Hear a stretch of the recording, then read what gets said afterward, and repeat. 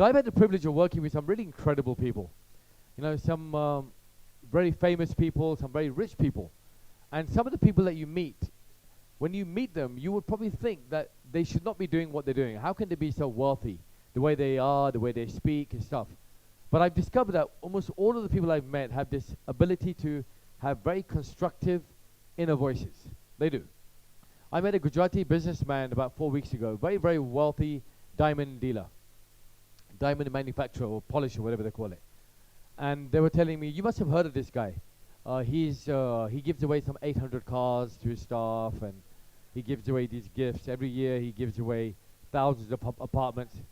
Kisana, yeah. So there's a guy called Sauji Bhai. He's the owner. Yeah, so I know him very, very well. And I know the whole family really well. And I meet them and I think to myself, there's such an incredible group of people. You meet them, they're very simple.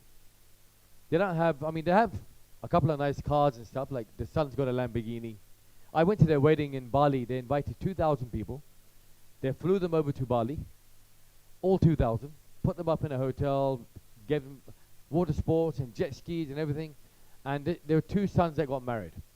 The following, about 2 years later, the third son was getting married. They gave him an option. Option number 1, we can keep a smaller wedding, and you can keep the money that we would have spent on the bigger wedding. Or option 2, we can have the bigger wedding.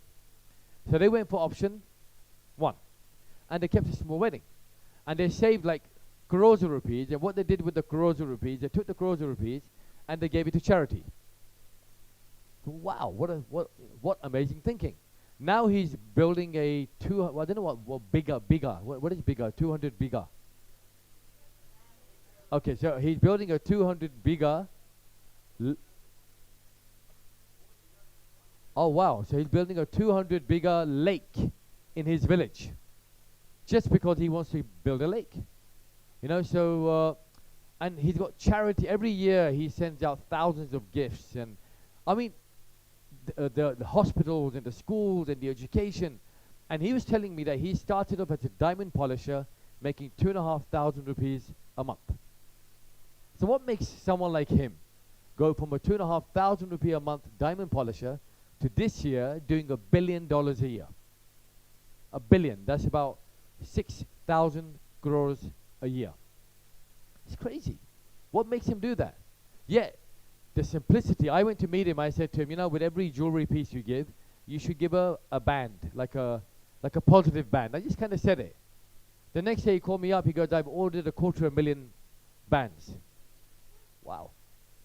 The other day I said to him, on my birthday I got a book. He gave a gift. So I rang him up and said, why don't you give my book out to people? He goes, okay, I will. Now I know that he'll probably order 100,000 books next week because he has so many gifts. But the point is that if you meet him or his family members, all of them, anything is possible. Anything. And I mean anything. They got a bungalow in Surat. And for the wedding, they built a lake outside. And they built the entire wedding on the lake. A floating wedding reception. It's crazy.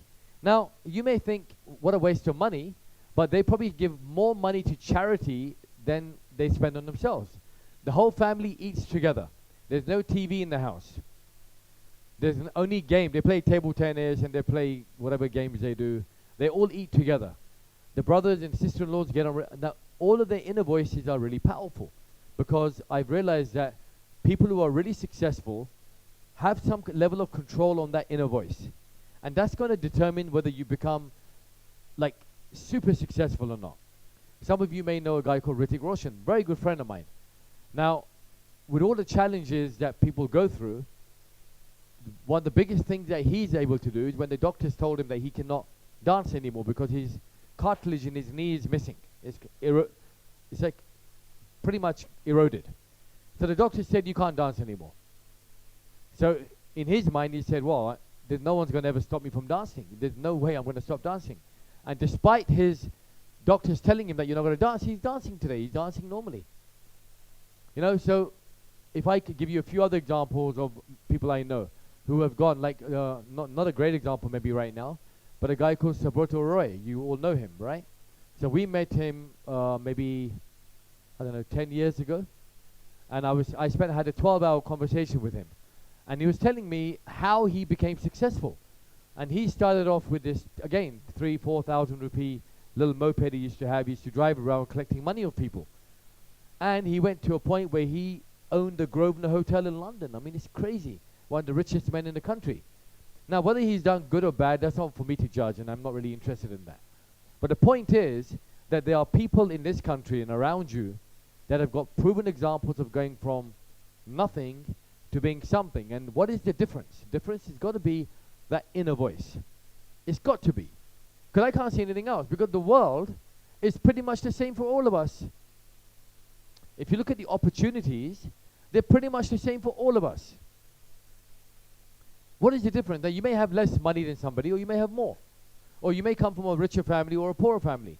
But the truth of the matter is that everybody can go out there and do something. If you look at a Shah Rukh Khan, he comes from a non-filmy background. He's the richest actor on earth now. On earth, above any other Hollywood actor as well. He's the richest actor in the world. So how is it possible that he can do that? Because the world is the same for him too. Today, let's say for example, you, in your mind right now, you decided that you're going to make $1 million a year. Let's say that was all that you could think of in your head. What could stop you? Maybe I don't know certain things that I'm required to know. So, but what is because of that. But the knowledge is irrelevant, because if you had in your mind that you want to make, if you want to make $1 million, and that is what you want, it's like, imagine it's driven in your head that all you can see is the $1 million. What is the probability of you not achieving it? Repeat the question. So here's an example, a true story. A woman is driving a car. The car punches. It topples over. She goes flying out the car. The car lands on the baby, on the leg of the baby. No one is around. What does she do? She lifts up the car and moves it and saves her baby. How is that possible? Another story. A man gets locked in a refrigerated train. You know these trains that carry meat and they're refrigerated. So he gets locked in there on a Saturday. Saturday, Sunday, Monday is a bank holiday. When they find him on Monday, he's frozen to death. But the refrigeration has not been on at all. He believed it was on and he froze himself to death. The Japanese used to do torture. They used to lie people down, blindfold them, just keep throwing water on their forehead and torturing them. Then they would say, I have a knife in my hand and I'm going to cut your throat. So they would get a feather, just a feather, and they would do this and the person would die of a heart attack, thinking that they're using a knife. So what I'm trying to say is that we have to be really clear that there's a correlation with what you say to yourself and your output. Look at your life. I guarantee you, every single part of your life where you have been weak, the inner dialogue has been destructive. I bet you. Prove me wrong, and I want you to. I'm not saying that you're not on a mission towards something great. Of course not. Because don't forget, even on that mission, you're going to hit yourself a few times. The question is, how much time are you in destruction and how much time are you in construction? So I look around and I think to myself, you know, if tomorrow someone kidnapped your parents and said to you, right, you got 2 years to make it. You have 2 years to do whatever you have to do to become successful and lose weight and do whatever you have to do, you'll do it. You'll do it, because the inner voice will change from can I to oh my God, if I don't, this is going to happen. If you want to become outstanding, you want to become extraordinary, you've got to get to a point of taming this voice down.